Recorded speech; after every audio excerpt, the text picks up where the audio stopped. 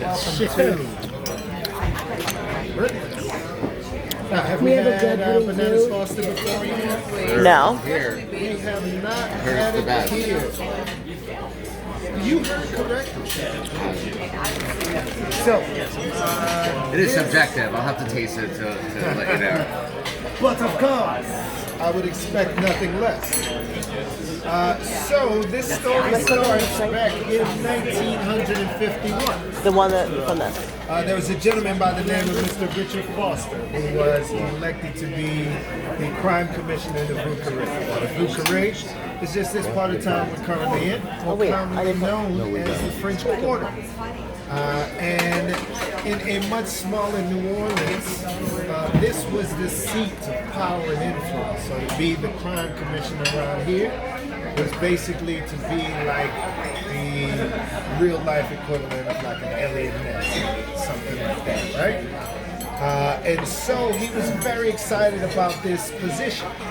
He was so excited that he wanted to celebrate his position at Brennan's here with his very good friend, our original proprietor, Mr. Owen Brennan.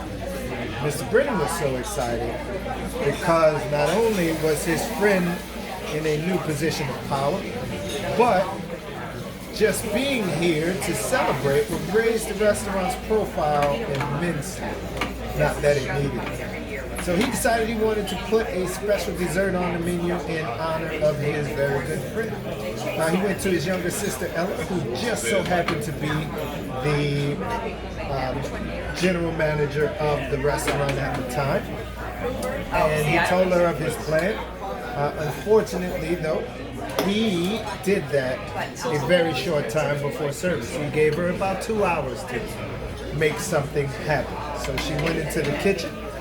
She looked around, saw that we had some bananas on surplus, which brought to mind a dish that her mother had made for her and her siblings when they were younger, where she would caramelize bananas and put them on the side of soft scrambled eggs for them. Now, because this was a dinner service and because it was a dessert, they decided to forego the eggs completely, because who wants eggs for dessert? Now, that left her with another dilemma. What else could she put with these bananas? Rumor has it that her brother hated the idea of having ice cream in a fine dining setting. So, I told you before that she was not very pleased about his timing, right?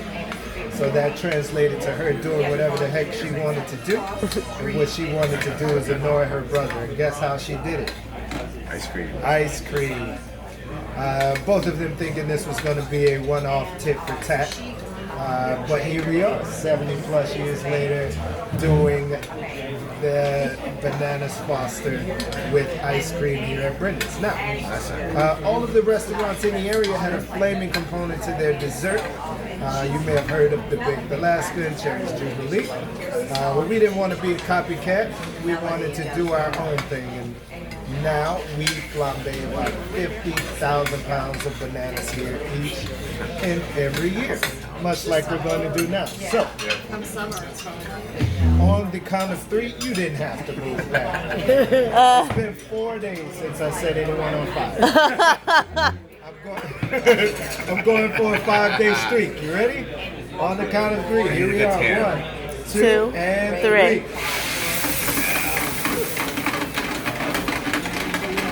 Did I get you? You still intact? I'm good. I got it. Okay. Yes, 5 days.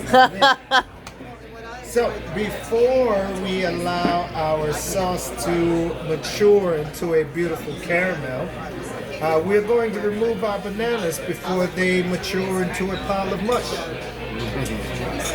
And use them to cradle our ice cream in anticipation of this beautiful caramel. So, usually around this time, I learn a little bit about you all. So where are we from? Florida. I live in Charlotte. Live in Florida.